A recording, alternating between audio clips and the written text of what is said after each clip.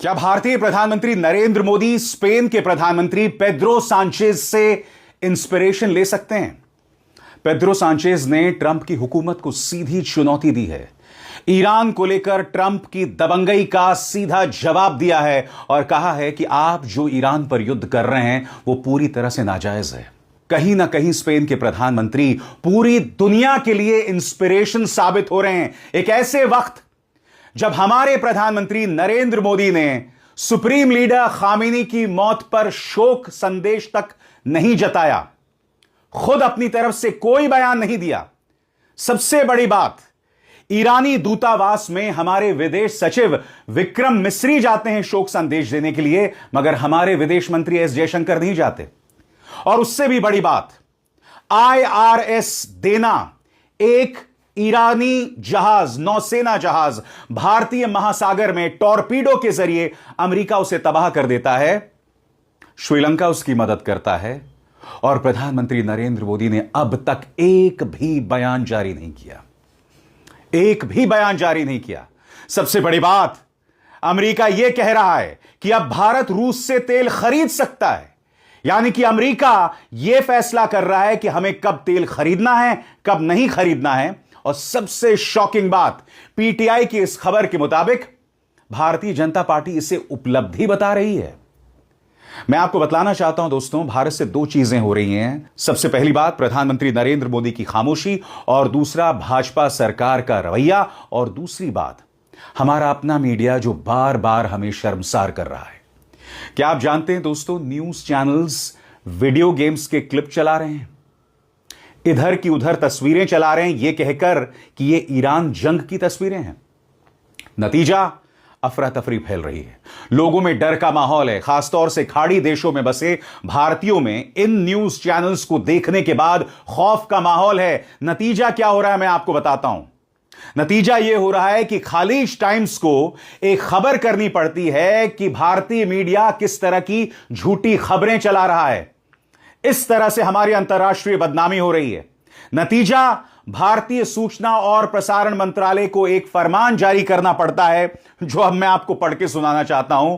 उन्होंने जो ratings agency है BARC, उसे कुछ दिनों के लिए बंद कर दिया है। क्योंकि तमाम न्यूज चैनल्स में हो क्या रहा है दोस्तों, जो झूठी खबरें चलाई जा रही हैं, सब कुछ रेटिंग्स हासिल करने के लिए। वीडियो गेम दिखाए जा रहे हैं रेटिंग्स हासिल करने के लिए, इधर के उधर वीडियोस को ईरान जंग का हिस्सा बताया जा रहा है रेटिंग्स हासिल करने के लिए। और यह पहली बार नहीं है दोस्तों।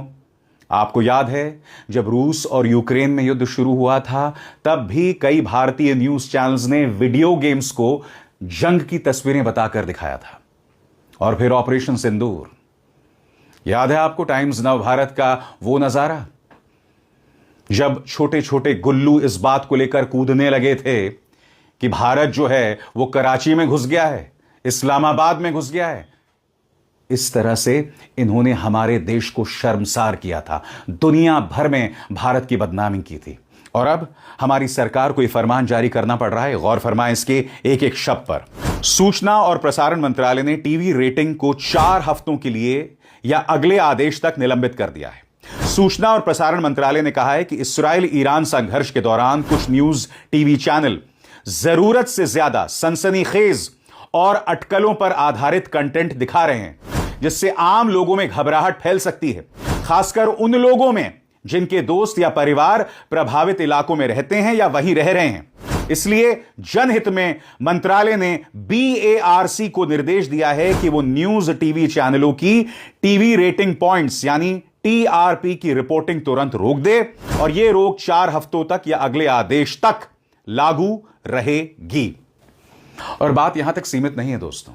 न्यूज चैनल्स झूठी खबरें चला रही हैं वो तो दिख रहा है, ये लोग ऑन एयर खुद को मूर्ख साबित कर रहे हैं।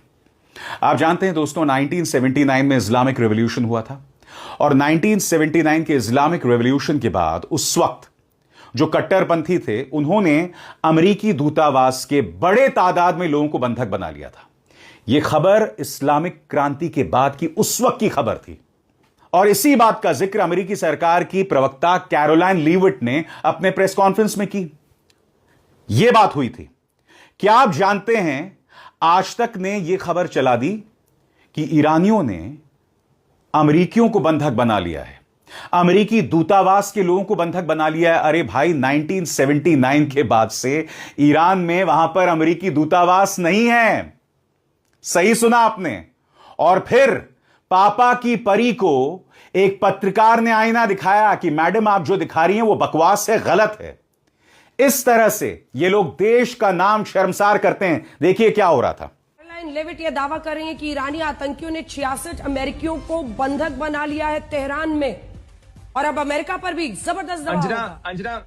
अंजना, मैं एक चीज स्पष्ट कर दूं, 1979 के बाद से तेहरान के अंदर अमेरिका का दूतावास ही नहीं है। और 1979 की उस घटना का कैरोलिन लेविट जिक्र कर रही थी कि किस तरीके से अमेरिका को आतंकित किया गया था, अमेरिकी दूतावास पर हमला किया गया था, और उसके बाद उन्हें वहां कैनेडियन हाई कमीशन में और स्विस एम्बेसी के अंदर शरण लेनी पड़ी थी। तेहरान में अभी भी अमेरिका का जो कुछ कामकाज है वो स्विस एम्बेसी के जरिए चलता है। उस एपिक फ्यूरी किया गया था, बार बार डोनाल्ड ट्रंप भी इसका जिक्र करते रहे।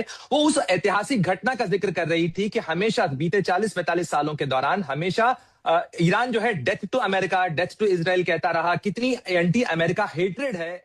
और उसके बाद जब झूठ पकड़ा गया तो बौखलाहट देखिए कि हटाइए से, हटाइए से। क्या मजाक चल रहा था ये देखिए। एक बार ये खबर प्लीज हटा लीजिए, ये खबर प्लीज हटा लीजिए बीच से। अपने दर्शकों को बता दें कि वो पुरानी घटना का जिक्र कर रही थी। मैंने कहा ना दोस्तों, भारत दो जगह से बदनाम हो रहा है। पहला, खामोश रहकर, प्रधानमंत्री नरेंद्र मोदी की खामोशी। और जैसे मैं बार बार कह रहा हूं, स्पेन के प्रधानमंत्री, स्पेन हमसे बहुत छोटा देश है, मिलिटरीली उसका कोई मुकाबला नहीं है भारत से, मगर फिर भी पेड्रो सांचेज जो हैं, जो अमेरिका के ज्यादा करीब हैं, पेड्रो सांचेज नेटो का हिस्सा हैं। बावजूद इसके पेड्रो सांचेज आईना दिखा रहे हैं ट्रंप को, मगर हमारे यहां पर खामोशी बनी हुई है। इंतजार कीजिए दोस्तों, मैं आपको बतलाऊंगा कि किस तरह से कांग्रेस ने ईरान सरकार के साथ अपना शोक जतलाया है और बयान भी जारी किया है। जैसे कि आप देख सकते हैं, सलमान खुर्शीद, पवन खेरा पहुंचे हुए हैं ईरानी दूतावास, दिल्ली के ईरानी दूतावास, जहां पर उन्होंने मुलाकात की ईरान के अधिकारियों से, खामिनी के जो विशेष दूत हैं उनसे भी मुलाकात की। इसकी हम चर्चा करेंगे, मगर सबसे पहले हमें बात करना पड़ेगा पेड्रो सांचेज की। पेड्रो सांचेज से कई लोग इंस्पिरेशन ले सकते हैं। मैं फिर कहना चाहता हूं, भारत की क्या मजबूरी है कि वो अमेरिका और इस्राएल की हर बात को मान रहा है। क्या मजबूरी है भारत सरकार की, यह सवाल किया जाना चाहिए। मैं ये समझ नहीं पा रहा हूं कौन सी कमजोर रग अमेरिका, कौन सी कमजोर रग पर हाथ रखे हुए। क्या यह अमेरिकी अदालत में चल रहा वो केस है जिसमें प्रधानमंत्री नरेंद्र मोदी के परम मित्र गौतम अडानी फंसे हुए हैं अमेरिकी फेडरल कोर्ट में? जैसा कि आप जानते हैं, गौतम अडानी के खिलाफ केस चल रहा है। क्या यह वो मामला है जिसके चलते भारत कुछ नहीं कह रहा है? नंबर 2, क्या एप्स्टीन फाइल्स में हरदीप पुरी का जो नाम आ रहा है, क्या कारण यह हो सकता है? जो भी हो दोस्तों, आज बहुत जरूरी हो जाता है कि मैं आपके सामने रखूं कि पेड्रो सांचेज किस तरह से ट्रंप को चुनौती दे रहे हैं और आने वाले दिनों में अपनी विरासत बना रहे हैं। सबसे बड़ी बात, यह काम प्रधानमंत्री नरेंद्र मोदी भी कर सकते थे, इतिहास के पन्नों में दर्ज हो सकते थे, मगर प्रधानमंत्री नरेंद्र मोदी ने स्वर्णिम मौका गंवा दिया है। बहुत जरूरी हो जाता है दोस्तों कि मैं आपको बतलाऊं कि पेड्रो सांचेज के मायने क्या हैं, जो अब आपके स्क्रीन पर आ रहा है। गौर फरमाएं। पेड्रो सांचेज ट्रंप के ईरान वाले नैरेटिव को चुनौती दे रहे हैं क्योंकि उन्होंने खुले तौर पर युद्ध का विरोध किया है, सैन्य सहयोग से इनकार किया है और अंतर्राष्ट्रीय कानून, वह नो टू वॉर के आधार पर अपनी बात रखी है। इसी वजह से यूरोप में वे एक वैकल्पिक आवाज, काउंटर वॉइस के रूप में उभर रहे हैं। इससे उनकी छवि यूरोप, ग्लोबल साउथ और यूरोपीय संघ के अंदर एक ऐसे नेता की बन रही है जो अमेरिका के दबाव के सामने भी अलग रुख ले सकता है। और आगे बढ़ने से पहले एक जरूरी संदेश, मेरे कार्यक्रमों के लिए आप नोटिफिकेशन का इंतजार मत कीजिए, मेरे चैनल में जाइए और खुद जाकर कार्यक्रम देखिए और रहिए अपडेटेड। यह जानना बहुत जरूरी हो जाता है कि सांचेज ट्रंप को कैसे चुनौती दे रहे हैं। गौर फरमाएं। सांचेज ने अमेरिका को स्पेन के संयुक्त सैन्य बेस रोटा और मुरॉन को ईरान के खिलाफ ऑपरेशन के लिए इस्तेमाल करने की अनुमति देने से मना कर दिया है, जबकि ट्रंप ने स्पेन के साथ व्यापार बंद करने की धमकी भी दी थी। अपने भाषणों में सांचेज ने ईरानी शासन की भी आलोचना की, लेकिन साथ ही अमेरिका इस्राएल के हमलों को अनुचित और खतरनाक बताया और कहा कि इससे लाखों लोगों की किस्मत के साथ रूसी रोलेट खेलने जैसा जोखिम पैदा हो रहा है। उन्होंने ट्रंप की अनकंडीशनल सरेंडर यानी बिना शर्त समर्पण वाली भाषा से बिल्कुल अलग रुख अपना लिया और कहा, युद्ध नहीं चाहिए, बमों से समस्याओं का हल नहीं निकलता और अंतर्राष्ट्रीय कानून को कमजोर नहीं किया जाना चाहिए। उन्होंने इराक युद्ध का उदाहरण देकर चेतावनी भी दी। और ऐसे में बहुत जरूरी हो जाता है दोस्तों यह समझना कि क्यों कुछ लोग उन्हें प्रेरणा मान रहे हैं। गौर फरमाइए, सांचेज खुद को ऐसे नेता के तौर पर पेश कर रहे हैं जो तेहरान के दमन का भी समर्थन नहीं करता और पश्चिम की अति सैन्य कार्रवाई का भी विरोध करता है, यानी समाधान कूटनीति से होना चाहिए। अमेरिका और नाटो के साथ रिश्ते होने के बावजूद उन्होंने अमेरिका को सैन्य बेस इस्तेमाल करने से मना कर दिया।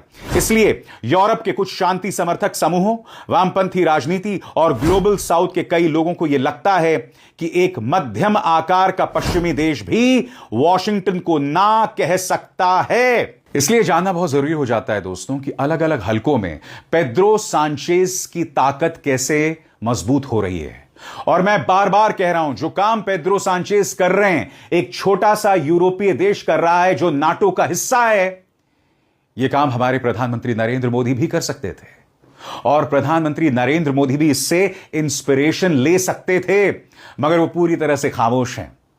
बहुत जरूरी हो जाता है दोस्तों आपके सामने इस बात को लाना कि अलग अलग हलकों में पेड्रो सांचेज का दबदबा किस तरह से बढ़ रहा है। सबसे पहले मैं बात करना चाहता हूं यूरोपीय संघ के भीतर। यूरोपीय यूनियन की बात करें तो कोई यूरोपीय नेता इस मुद्दे पर सावधानी से बोल रहे हैं, लेकिन फ्रांस के मैक्रों और ईयू के कुछ अधिकारियों ने ट्रंप की व्यापार धमकियों के बाद स्पेन के साथ एकजुटता दिखाई है। इससे सांचेज अमेरिकी युद्ध नीति से अलग यूरोपीय लाइन के प्रमुख नेता बन सकते हैं। और अगर हम दुनिया के स्तर पर बात करें तो पेड्रो सांचेज अपना दबदबा कैसे बढ़ा रहे हैं। ईरान और कुछ गुट निरपेक्ष देशों ने स्पेन के रुख की तारीफ की है। इससे स्पेन की छवि मध्य पूर्व और ग्लोबल साउथ में ऐसे पश्चिमी देश की बन सकती है जो अंतर्राष्ट्रीय कानून की लगातार बात करता है। और जहां तक घरेलू राजनीति की बात है, क्योंकि आप जानते हैं दोस्तों कि भारतीय जनता पार्टी सिर्फ वोटों की राजनीति समझती है, पेड्रो सांचेज को इसका फायदा घरेलू स्तर पर भी मिलेगा। मगर यहां क्या सोच है? आपको क्या लगता है खामेनी की मौत पर प्रधानमंत्री क्यों खामोश हैं? क्योंकि प्रधानमंत्री और भारतीय जनता पार्टी की अगर बात की जाए तो इनकी सोच यह है कि इससे हम हिंदू मुस्लिम कर सकते हैं, जो अपने आप में एक बहुत ही दयनीय सोच है, एक बहुत ही शॉकिंग सोच है। घरेलू राजनीति में पेड्रो सांचेज को किस तरह का फायदा हो रहा है, गौर फरमाएं। स्पेन में इराक युद्ध की याद और मध्य पूर्व के युद्धों में शामिल होने का विरोध काफी मजबूत रहा है। इसलिए ट्रंप के खिलाफ खड़े होने से सांचेज की देश के अंदर राजनीतिक वैधता और समर्थन बढ़ सकता है। मगर क्या यहां भारत में किसी को यह बात समझ आएगी? गुंजाइश नहीं लगती। और जैसे मैंने बताया, पवन खेरा और सलमान खुर्शीद ने मुलाकात की ईरान के अधिकारियों के साथ, उनके दूतावास में जाकर, और बाहर निकल के पवन खेरा ने क्या कहा, आइए सुने। शोक प्रस्ताव में सलमान साहब ने और मैंने कांग्रेस पार्टी की तरफ से ईरान की जो लोग हैं उनके लिए एक संदेश लिखा। शोक संदेश है और साथ ही साथ जो करबला की विरासत है, मुझे लगता है इस कुर्बानी से करबला की विरासत जिंदा रहती है। ये कुर्बानी, जैसा कि सलमान जी कह रहे हैं, इसको बर्बाद नहीं होने देना चाहिए। हम सबको इस कुर्बानी से सीखना चाहिए। बीच रमजान के 10वें रोजे पर भूखे प्यासे एक रहनुमा की इस तरह से निर्मम हत्या हुई है, यह बात आने वाली नस्लें याद रखेंगी। लेकिन इस कुर्बानी को याद रख के साथ साथ इस कुर्बानी से कुछ सीखना भी है। यही हमने अपनी शोक संदेश में लिखा। कांग्रेस ने कहा था, याद कीजिएगा, ये विश्व गुरु नहीं है, ये विश्व चेले हैं। इस तरह की कड़ी शब्दावली का इस्तेमाल कांग्रेस ने किया था भारतीय जनता पार्टी के खिलाफ। जैसे मैंने कहा ना दोस्तों, झुकती है दुनिया, झुकाने वाला चाहिए। और उससे भी बड़ी बात, आपको इस बात की परवाह होनी चाहिए कि इतिहास आपको किस तरह से याद रखेगा। त्वरित फायदा मैं नहीं जानता हूं क्या हो रहा है, क्योंकि भारतीय महासागर में अपने आप को महासागर बनाना चाहते थे ना प्रधानमंत्री नरेंद्र मोदी, मगर हमारी ही महासागर में अमेरिका ने टॉर्पीडो के जरिए IRIS दीना, एक ईरानी नौसेना जहाज जहां के नौसैनिक पूरी तरह से निहत्थे थे, उस पर हमला किया और उसमें 100 लोग मारे गए। प्रधानमंत्री अब तक खामोश हैं।